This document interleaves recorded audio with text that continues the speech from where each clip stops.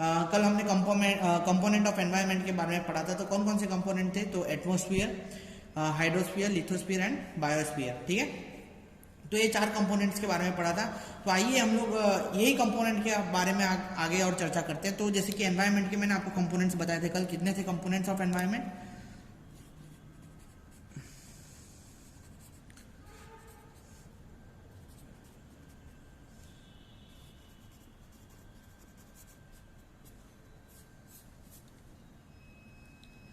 चार कंपोनेंट। उसमें से जो पहला कंपोनेंट था वो कौन सा था? एटमॉस्फियर। याद रखना दोस्तों के एटमॉस्फियर है हमारा बहुत मेन कंपोनेंट है। ठीक है, और जनवरी 2009 और 2010 में पूछा गया है, यानी कि बहुत बार रिपीटेड क्वेश्चन नहीं है, पर ये बहुत इंपॉर्टेंट कंपोनेंट है हमारे नेचर के लिए। What is atmosphere? तो मैंने आपको बताया था space contain air is known as atmosphere. ठीक है, जो भी स्पेस क्या कंटेन कर रही है? एयर कंटेन कर रही है, that is known as atmosphere. The earth atmosphere is envelope of gases and water vapour and sub atomic particle extended up to 2000 feet above the ground surface. Okay, जो gas है इसके अंदर जो includes होती है वो है nitrogen, oxygen, argon, carbon dioxide, trace and carbon monoxide जैसी बहुत सारी गैसेस हमारे एटमॉस्फेयर में हमको देखने के लिए मिलती है। ठीक है, फिर बहुत सारे जैसे कि आप देखो, जैसी कॉन्सेंट्रेट ऑफ आप ऊपर जाते रहोगे, एटीट्यूड में जाते रहोगे ना, वैसी जो गैसेस है वो डिक्रीज होती रहेगी। और एटीट्यूड अगर तुम हाइट में, मतलब जो एटमॉस्फेयर के मैं ऊपर जाऊंगा ना, तो जो गैसेस है वो हमारी डिक्रीज होती रहेगी। ठीक है, और bulk of this gases are present within the atmosphere band in stretch up to 5 kilometer above the अर्थ।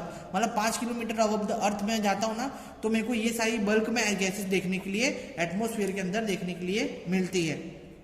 जो एटमॉस्फेयर है वो हमारा 80 किलोमीटर तक एक्सटेंड हुआ है। ठीक है, फिर ट्रांसपेरेंट, कलरलेस एंड टेस्टलेस होता है एटमॉस्फेयर। कौन कौन सी गैसेस कंटेन करती है? तो मैं ना उसका एक आपको टेबल बता देता हूँ, कौन कौन सी एटमॉस्फेयर के अंदर गैसेस हमारे अंदर इंक्लूड करती है। उसका टेबल नहीं, मैं आपको उसके नाम बता देता हूँ कि अगर आप देखोगे ना, तो 3 मोस्ट लेयर्स है गैसेस अपन को वहां पे मिलती है जो हमारे काम की। एक तो नाइट्रोजन, जो कि 78% बाय वॉल्यूम हमको कहाँ पे मिलती है? एटमॉस्फेयर के अंदर मिलती है। ठीक है, बहुत बार पूछा गया क्वेश्चन है जीपीएससी में और हर जगह कि नाइट्रोजन कंटेंट कितना रहता है एटमॉस्फेयर में, तो याद रखना 78% रहता है। क्लियर? ऑक्सीजन कंटेंट अगर हम देखेंगे तो कितना रहता है? 21% बाय वॉल्यूम रहता है। और CO2 यानी कार्बन डाइऑक्साइड का अगर हम कंटेंट देखेंगे तो 0.032% बाय वॉल्यूम रहता है। समझ में? अभी है एक्चुअली कार्बन डाइऑक्साइड का कंटेंट हमारे यहाँ पे बढ़ गया है। सेकंड, अगर आप देखोगे ना यहाँ पे, तो एक टेबल दिया हुआ है महाजन की बुक के अंदर कंपोनेंट ऑफ एटमॉस्फेयर के अंदर। तो आप है ना, ये इसके अंदर देखोगे तो अपर सबसे ज्यादा गैसेस की जो कॉन्सेंट्रेशन है, वॉल्यूम है, उसके हिसाब से पूरा का पूरा मेजर गैसेस का हमको टेबल दिया हुआ है। तो अगर आप मेजर गैसेस में अगर देखते हैं तो आपको कौन सी मेजर गैस दिखती है? तो nitrogen, oxygen, argon, water vapour, ये हमारी क्या है? मेजर गैसेस है। आप इसका कॉन्सेंट्रेशन बाय वॉल्यूम देखेंगे तो 78.9% 09% हमको नाइट्रोजन मिलता है। ऑक्सीजन का अगर आप देखेंगे तो 20.95% हमको मिलता है। फिर आर्गन का देखेंगे तो 0.93% मिलता है। अब बाकी सब पॉइंट में चालू होता है, पर जो दो गैसेस हमको मैक्सिमम कंटेंट में मिलती हैं वो कौन सी हैं? 78.09 नाइट्रोजन और ऑक्सीजन 20.95 ऑक्सीजन। क्लियर है? बाकी इन सब के जो अगर बाकी इतने सारी जो गैसेस है, water vapour, carbon dioxide, neon, methane, helium, ozone, ये सब भी हमको किसके अंदर? एटमॉस्फेयर के अंदर मिलती है। क्लियर है? अब मैं आपको एटमॉस्फेयर का स्ट्रक्चर दिखा देता हूँ। ठीक है, तो एटमॉस्फेयर के भैया कितने लेयर्स होते हैं? स्ट्रक्चर ऑफ एटमॉस्फेयर के जो लेयर्स होते हैं वो 5 हिस्सों में डिवाइडेड है। तो मैं आपको 5 हिस्सों में स्ट्रक्चर ऑफ द लेयर में आपको बताऊंगा। यहाँ पे स्ट्रक्चर ऑफ एटमॉस्फेयर। ठीक है, स्ट्रक्चर ऑफ एटमॉस्फेयर जून 2009, 2010 और जून, अच्छा ये जनवरी 2010, 2009 और 2010 और जून 2011 में पूछा गया सवाल है। ठीक है, तो मैं आपको बताऊंगा कि स्ट्रक्चर ऑफ एटमॉस्फेयर के जो लेयर्स हैं वो 5 हिस्सों में डिवाइडेड है। अगर आप देखेंगे तो पहला जो हिस्सा है वो आता है ट्रोपोस्फियर। ठीक है, आपने अगर एनवायरमेंटल साइंस आप फर्स्ट ईयर में पढ़े हैं तो उसके अंदर ये वाला टॉपिक आपने पढ़ा होगा। ठीक है, आपको ये चीज जो 5 लेयर है आपको याद रखना है। और ज्यादातर बच्चे किस में कंफ्यूज हो जाते हैं, कंपोनेंट ऑफ एनवायरनमेंट और स्ट्रक्चर ऑफ एटमॉस्फेयर में कंफ्यूज नहीं होना है। कंपोनेंट ऑफ एनवायरनमेंट का भाग है एटमॉस्फेयर, और एटमॉस्फेयर के 5 स्ट्रक्चर है, जिसमें पहला भाग है जिसका ट्रोपोस्फियर। समझ में आया? अब ट्रोपोस्फियर, इसके बाद आता है हमारा स्ट्रेटोस्फियर, फिर हमारा आता है मेसोस्फियर, फिर आता है हमारा 4 थर्मोस्फियर, एंड लास्ट में 5 में आता है हमारा एक्सोस्फियर। ठीक है, अगर आपको देखना हो तो इसका मैं आपको एक ग्राफ भी बताऊंगा, टेम्परेचर वर्सेस एल्टीट्यूड। जैसी एल्टीट्यूड यानी ये हमारे इंक्रीजिंग लेवल में अगर जाएंगे तो सबसे पहले हमको ट्रोपोस्फियर मिलेगा, फिर स्ट्रेटोस्फियर मिलेगा, फिर मेसोस्फियर मिलेगा, थर्मोस्फियर मिलेगा, फिर एक्सोस्फियर मिलेगा। ठीक है, अगर मेसोस्फियर तक अगर देखा जाएगा तो हमारा जो टेम्परेचर है वो माइनस तक जाएगा। ठीक है, और मेसोस्फियर के अंदर जो अपर मोस्ट लेयर है वहां पर टेम्परेचर इसका हो जाएगा 0। ठीक है, हमारा टेम्परेचर एल्टीट्यूड का, और यहां से हमारा जो टेम्परेचर है वो इंक्रीज होना स्टार्ट होगा, मतलब एक्सोस्फियर तक आपको सबसे हाई टेम्परेचर मिलने वाला है। ठीक है, अब ट्रोपोस्फियर की बात करें तो troposphere is upper most layer जहां पे लिविंग ऑर्गेनिजम्स एग्जिस्ट करते हैं। ठीक है, वो कहां तक एक्सटेंड करती है, 8 kilometer to 16 kilometer at equator. समझ में? 8 किलोमीटर से 8 किलोमीटर तक पोल तक और 16 किलोमीटर तक इक्वेटर तक ये जो हमारी लेयर है वो कंसिस्ट करती है। 70% ऑफ एटमॉस्फेयर का जो मास होता है वो किस पे कंटेन करता है, 70% of atmosphere mass is contain on troposphere. ठीक है, density of troposphere decrease when the altitude is increase. समझ में? एल्टीट्यूड जैसे इंक्रीज होगा वैसे ही उसका जो ट्रोपोस्फेयर की डेंसिटी वो डिक्रीज होती जाएगी। समझ में आया ना? तो air near the ground level is heated by the radiation from the earth, but the temperature decrease uniformly with the attitude. ठीक है, ये मैंने आपको आगे बता दिया। The decrease in temperature attitude is known as lapse rate. ठीक है, अब ये वाला मैं आपको एक यहाँ पे नोट बना के लिख देता हूं कि नोट में आज क्या है भाई कि हमको एक नई चीज जानने के लिए मिली। अगर temperature decrease in temperature with altitude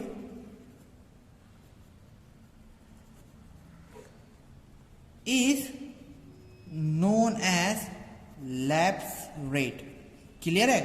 decrease in temperature with altitude is known as lapse rate. ठीक है, ये हो सकता है आपको कभी पूछे तो याद रखना है ये चीज, लैप्स रेट किसको बोलते हैं। ठीक है, और अगर कोल्ड लेयर है हमारे ट्रोपोस्फियर, अगर ट्रोपोस्फियर में देखेंगे तो आपको मैक्सिमम जो टेम्परेचर है अपर लेयर पे आपको -56 डिग्री सेल्सियस तक मिलेगा। ठीक है, और टेम्परेचर इनवर्स होगा, नेगेटिव होगा कब, जब आप पॉजिटिव लैप्स रेट के ऊपर जाएंगे। ठीक है, ट्रोपोपोज बोलते हैं उसको। ट्रोपोपोज लेयर जब upper post layer of troposphere is known as tropopause. Clear? तो ये था हमारा ट्रोपोस्फियर के बारे में। मैं आपको एक क्या बोलते हैं ग्राफ बता देता हूं जो कि आपको वो ग्राफ में ज्यादा पता चलेगा। अब गाइस यहाँ पे आप एक ग्राफ देख पा रहे होंगे, यहाँ से वो ग्राफ चालू होता है, मैं लाइन बना देता हूँ। ठीक है, यहाँ पे आप एक ग्राफ देख पा रहे होंगे। अब ये जो ग्राफ मैंने बनाया है वो किसका ग्राफ बनाया है, टेम्परेचर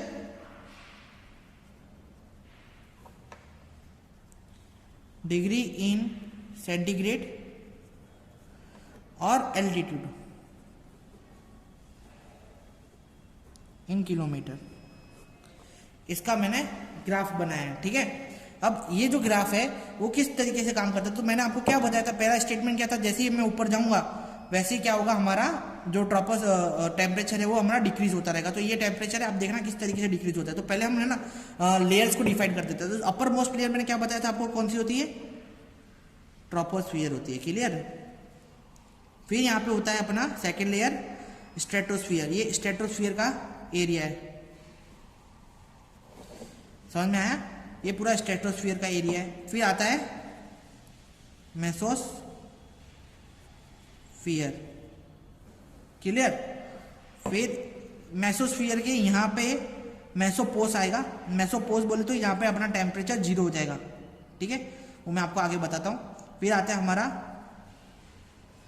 थर्मोस्फियर, है ना। थर्मोस्फियर के बाद आएगा हमारा, सॉरी थर्मोस्फियर यहाँ पे आएगा, ये है हमारा कौन सा, आयनोस्फियर। और लास्ट में हमारा आता है exosphere. Clear? Top most layer में आपको उनको कितना टेम्परेचर देखने के लिए मिला? -56 डिग्री। ठीक है। फिर अगर आप देखोगे स्ट्रेटोस्फीयर की टॉप लेयर में आपको कितना टेम्परेचर देखने के लिए मिलेगा? -2 डिग्री। तो आप देख रहे हो ना कि क्या हो रहा है, टेम्परेचर डिक्रीज होते जा रहा है। ठीक है। और ये पोल के हिसाब से टेम्परेचर इंक्रीज डिक्रीज होता रहता है। ठीक है। अब यहाँ पे मेसोस्फीयर की बीचों बीच अगर आप जाएंगे तो आपको टेम्परेचर कितना मिलेगा? -90 मिलेगा। ठीक है। पर मेसोस्फीयर और थर्मोस्फीयर की जो नीचे वाली लेयर के बीच में अगर आप जाएंगे तो वहां पे आपको 0, जिसको अपन क्या बोलते हैं? मेसोपॉस। ठीक है। इसको मेसोपॉस बोलते हैं। यहाँ पे इसको क्या बोलते हैं? टेम्परेचर स्टेबिलिटी को स्ट्रेटोपॉस। और यहाँ पे ओजोन पोस बोलते हैं। ठीक है। ओजोनोस्फीयर। ओजोनोस्फीयर क्यों बोलते हैं? क्योंकि स्ट्रेटोस्फीयर में आपको प्योर ओजोन की लेयर देखने के लिए मिलती है। क्लियर है? ठीक है। यहाँ पे देखेंगे आप, अब क्या होगा कि टेम्परेचर इंक्रीज होना स्टार्ट करेगा। तो आइनोस्फीयर और एक्सोस्फीयर में आपको ना -1200 डिग्री, सॉरी +1200 डिग्री टेम्परेचर देखने के लिए मिलेगा। ठीक है। समझ में आया? तो इस तरीके से जो हमारा टेम्परेचर है वो इंक्रीज होता है और पूरा का पूरा ग्राफ बनता है हमारा किसका? टेम्परेचर वर्सेस एटीट्यूड का। Attitude will increase, temperature will also increase. Clear है? हाँ, तो अगर आप देखेंगे फिर स्ट्रेटोस्फीयर में अगर आप देंगे तो एक्चुअली ब्लैंक पेज आ गया, इसमें आपको मैं लेयर ऑफ एटमॉस्फेयर अच्छी तरीके से समझा दूंगा। ठीक है। तो स्ट्रेटोस्फीयर में अगर आप देखेंगे तो स्ट्रेटोस्फीयर क्या होता है? अभी मैंने आपको बताया स्ट्रेटोस्फीयर क्या होता है? अबव द ट्रोपोस्फीयर जो लेयर होती है वो स्ट्रेटोस्फीयर है, वो 50 से 55 kilometer above the earth extended हुई है। ठीक है। अब स्ट्रेटोस्फीयर ऑल्सो अपन को ना उसके अंदर ओजोन के लेयर का ओजोन अपन को स्ट्रेटोस्फीयर में मिलती है। ठीक है। 20 किलोमीटर फ्रॉम ग्राउंड से अगर आप जाओगे तो आपको ओजोन लेयर देखने के लिए मिलेगी, जिसको अपन क्या बोलेंगे? ओजोनोस्फीयर। ओजोन लेयर का क्या काम रहता है कि वो एब्जॉर्ब करती है कि क्या? सन की अल्ट्रावायोलेट रेडिएशन। ठीक है। वो उसके जो ऑक्सीजन के मॉलिक्यूल है और एटॉम्स है वो क्या करते हैं? डिकम्पोज कर देते हैं वो अल्ट्रावायोलेट रेडिएशन को, तो वो डायरेक्टली अर्थ पे नहीं पड़ती है। ठीक है। और उससे क्या होता है? जो रेडिएशन है, जो हमारा कूलिंग सिस्टम है वो बरकरार रहता है। फिर उसके ऊपर आती है कौन सी? मेसोस्फीयर आती है। ठीक है। मेसोस्फीयर के अंदर क्या होता है? टेम्परेचर डिक्रीज होता है और एल्टीट्यूड में टेम्परेचर अगर आप जाएंगे तो वहां पे आपको -0 मिलेगा। ठीक है। वो भी अल्ट्रावायोलेट रेडिएशन जो है वो उसको एब्जॉर्ब करती है और फिर बाद में जिन्हें बाकी की अल्ट्रावायोलेट रेडिएशन है उसको ओजोन लेयर पे फेंकती है, यानी स्ट्रेटोस्फीयर में फेंकती है। ठीक है। इस तरीके से काम चल रहा है। और थर्मोस्फीयर क्या करती है? थर्मोस्फीयर मेसोस्फीयर का ऊपर का भाग है, वो अगर आप सरफेस से देखेंगे तो 500 किलोमीटर दूर अपन को मिलती है। और एक्सोस्फीयर अगर आप देखेंगे तो 1600 किलोमीटर दूर आपको वहां से देखने के लिए मिलती है। क्लियर है? तो ये सारा चीज था हमको जो देखने के लिए मिलता है। एक और टेबल है मेजर स्पीयर एटमॉस्फेयर के अंदर। अगर आप ये टेबल देखते हैं तो यहाँ पे स्पीयर का, एल्टीट्यूड का, टेम्परेचर का और रिमार्क्स देके रखे हुए हैं। तो जैसे कि मैं बता टॉपोस्फियर 0 to 11 एल्टीट्यूड में, स्ट्रेटोस्फियर 11 to 50 एल्टीट्यूड में, मेसोस्फियर 50 to 85 उसके अंदर मिलेगा आपको, आयनोस्फियर 85 to 500 में मिलेगा, एक्सोस्फियर 500 to इन्फिनिटी में मिलेगा। ठीक है। टेम्परेचर अगर रेंज इसके अंदर देखते हैं तो 20 to -56 टेम्परेचर रेंज आपको यहाँ पे देखने के लिए मिलेगी। ट्रोपोस्फियर के अंदर कौन कौन सी गैसेस आपको यहाँ पे देखने के लिए मिलेगी? तो nitrogen, oxygen, carbon dioxide, water vapour और एग्जिस्टिंग ऑफ क्लाउड यहाँ पे देखने के लिए मिलेगा। ठीक है। रेंज ऑफ टेम्परेचर अगर यहाँ पे स्ट्रेटोस्फीयर में देखेंगे तो -56 से -2 तक आपको रेंज देखने के लिए मिलेगी। प्रेजेंस ऑफ ओजोन यहाँ पे आपको देखने के लिए मिलेगा। ठीक है। Best side for aeroplane, aeroplane के लिए बेस्ट साइड है, मैं आपको ड्रॉ करके बताता हूँ। ठीक है। ये कैसे है? फिर टेम्परेचर रेंज अगर आप मेसोस्फीयर की देखेंगे तो -2 to 92 डिग्री सेल्सियस आपको देखने के लिए मिलेगा, oxygen, nitrogen and coldest region के लिए। ठीक है। फिर आयरोस्फीयर का देखेंगे तो 85 to 500 वहाँ पे आपको एल्टीट्यूड में ये देखने के लिए मिलेगी और -92 to 1200 तक इसकी जो टेम्परेचर रेंज रहती है। ऑक्सीजन और नाइट्रो ऑक्साइड यहाँ पे आपको देखने के लिए मिलेगा। ठीक है। एक्सोस्फीयर के अंदर अगर आप देखेंगे तो 500 इन्फिनिटी से अपनी एक्सोस्फीयर स्टार्ट हो जाती है और 1200 ग्रेटर देन 1200 की स्ट्रेंथ अपन को टेम्परेचर देखने के लिए वहाँ पे मिलेगा। Less air contain and hydrogen iron state, वहाँ पे आपको हाइड्रोजन आयरन देखने के लिए मिलेंगे। क्लियर है? तो अभी मैं आपको एक सिंपल सी लेआउट बताऊंगा एटमॉस्फेयर का, जिसके अंदर मैं सब चीज़ कवर कर लूंगा। देखिए अभी मैं मस्त लेआउट को दिखा रहा हूँ, देखो।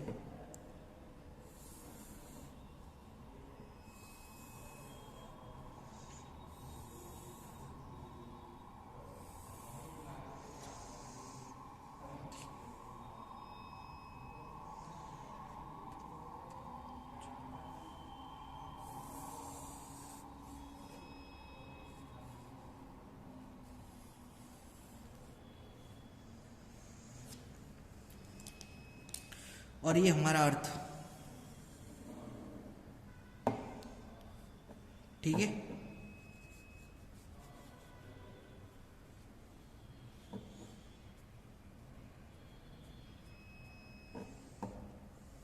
ये हमारे क्लाउड,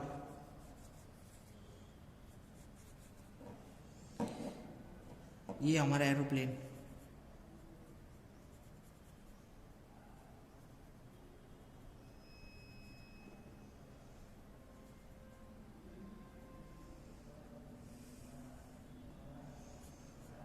थोड़े एरोप्लेन को लपका मार के, माफ़ करना थोड़ा इधर उधर हो जाता है। और इसके अंदर आप यहाँ पे बोल सकते हैं स्नो कवर्ड, ठीक है। अब मैं बताता हूँ कौन कौन सी इसके अंदर, आप यहाँ पे अगर देखेंगे तो ये स्ट्रेटोस्फियर जहाँ पे प्लेन उड़ रहा है, ठीक है। यहाँ पे आपको मैक्सिमम ओजोन प्राप्त होगी, ठीक है। यहाँ पे आपको क्लाउड प्राप्त होंगे। ये क्या है? ट्रोपोस्फियर, बोलने की जरूरत नहीं है, ठीक है। अब ये क्या है? कंपोनेंट ऑफ एनवायरमेंट, लिथोस्फियर यानी जमीन, हाइड्रोस्फियर यानी पानी, ठीक है।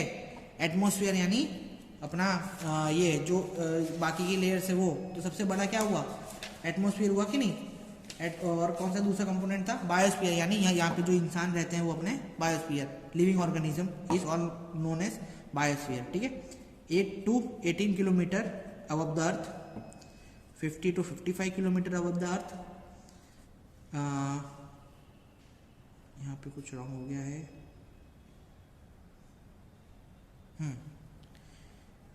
80 to 90 किलोमीटर अबव द अर्थ,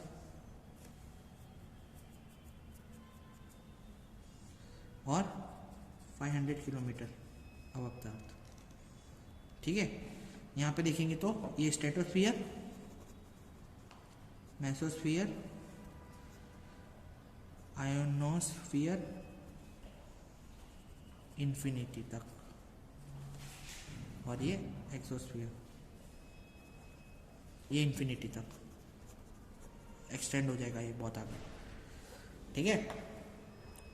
तो इसके अंदर आपको सारे कंपोनेंट्स भी मिल गए, ठीक है। यहाँ पे एक लिविंग ऑर्गेनिज्म बना देता हूँ मैं, ये हो गया अपना बायोस्फीयर, जहाँ पे हम रहते हैं, ग्रीनरी वगैरह, है ना। तो ये हमारा हम कंपोनेंट ऑफ द अर्थ, ये पूरा का पूरा एटमॉस्फेयर, सबसे बड़ा एटमॉस्फेयर होता है, क्लियर। फिर आता है लिथोस्फियर, फिर होता है हाइड्रोस्फियर, हाइड्रोस्फियर के बाद क्या मिलेगा आपको? यहाँ पे बायोस्फीयर मिलेगा, ठीक है। तो ये क्या था? लेयर ऑफ एटमॉस्फेयर,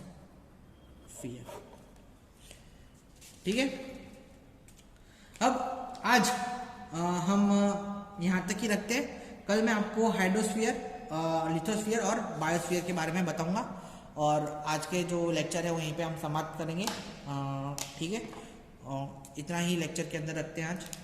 और एक बार रिकैप कर रहे थे हमने क्या पढ़ा, तो हमने क्या पढ़ा भाई? कंपोनेंट के कंपोनेंट ऑफ एनवायरनमेंट, कितने तरीके के कंपोनेंट ऑफ एनवायरनमेंट होते हैं? तो 4 तरीके के कंपोनेंट ऑफ एनवायरनमेंट होते हैं। कौन कौन से? एटमॉस्फेयर होता है, फिर बायोस्फीयर होता है, हाइड्रोस्फीयर होता है और लिथोस्फीयर होता है, ठीक है। Space contain air is known as atmosphere, space contain water is known as hydrosphere, space contain solid is known as lithosphere, and space contain living organism is known as biosphere, clear है। Biosphere, atmosphere के अंदर और 5 structure होते हैं: troposphere, stratosphere, mesosphere, ionosphere और exosphere, clear है। ये जो आपको 4 चीजें याद रखने की हैं, आज हमने ये पढ़ा।